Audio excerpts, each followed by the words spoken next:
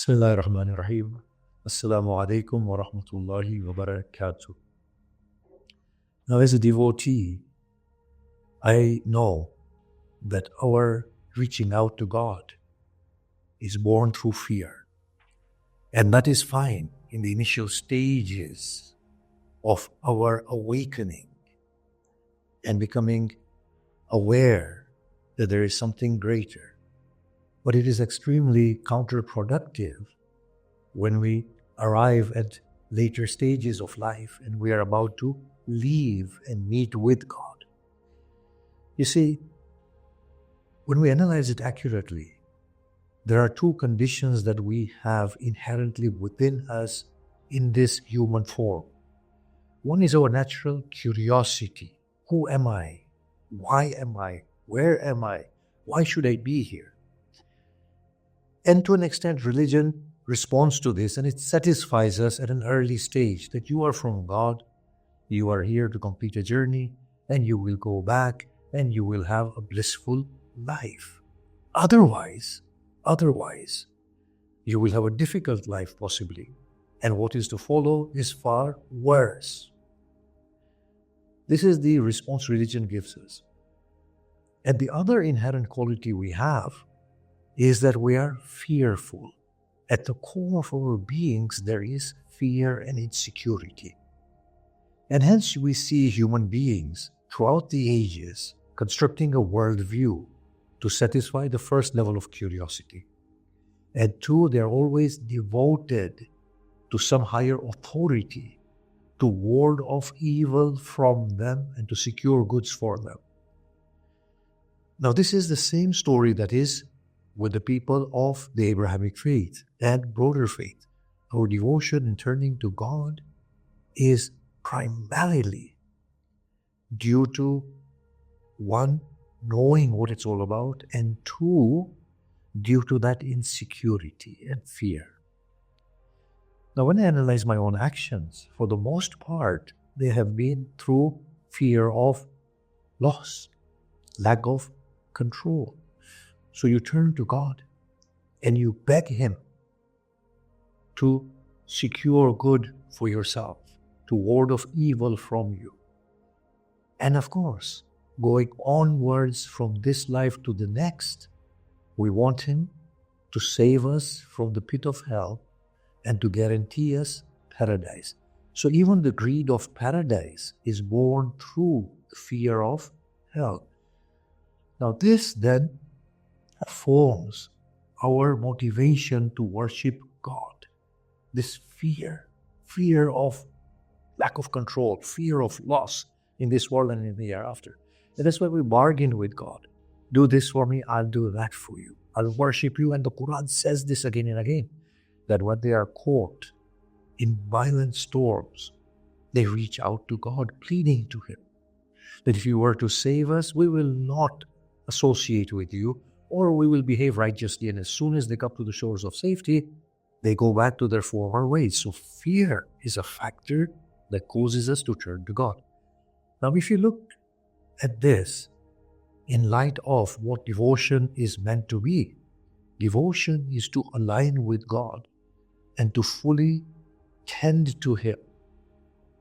So the inner being as the principle of perfection, and to lose ourselves and to acquire His beautiful completion through ourselves, then we will see that fear is the biggest impediment from arriving at that point. Because what fear does is, it causes God to become one we reach out to ward off evil. God does not become the goal. God becomes the means to do things for us. And we are securing our bodily safety because we are so embodied in this identity. We are so embodied, and our identity is a bodily identity, our ego. What happens when we worship God through fear is that we are reinforcing the ego. And the whole process of fading away in God and arriving at that completion is taken away. Surely a person devoted to God would say, oh Allah, bring that on. I trust you. Bring on calamities, because that will make me a better person. But you be by my side. As opposed to that, no, God, ward off evil from me. Repel that from me, and I'm worshiping you in place of it. So fear is that factor that might serve a positive purpose at the initial stages, but later on, when it becomes an enforced state within devotion, it becomes counterproductive. And as opposed to getting us closer to God, it removes us from God. Not denying that people who devote themselves to God through fear, we get reward, but it will be a very superficial form of a rewarding paradise. It's not the meeting with the beloved. It's not the emergence of the beloved from within. Look at Abraham in the inferno. Burn me, O God, if that is what you desire. Look at Hussein beneath the blade. O Lord, I turn to you, surrendered fully, and I am pleased with your decree. Worshipping God through fear is making God a means to an end, and God does not become an end. The whole point of devotion is to rid the soul of fear. Now look at how negative the community of the faithful is, and they are not to be blamed. I'm talking about my own state. I'm petrified of that. And therefore I'll turn to every one of you and ask you, pray for me. Why? Where are you going? Why are you so afraid? I'm going to my grave, and what will happen there? God will be there to grab me and to punish me. So is that what you think of God? And is that why you have worshipped God? And of course it makes sense. If God is the overall authority and the master, and you are the slave, and He can do whatever He wants, and you have not done things as He has wanted, then He will punish you. That is a state of inner captivity and slavery. Is that what you think of God? Surely a person going to their grave would say, "Oh Allah, I need you there to help me bear the consequences of my own inadequacies. Oh Allah, on the day of Qiyamah, I need you there to be by my side, to intervene for me, to intercede for me." As Imam Ali says, I seek intercession from you, from yourself.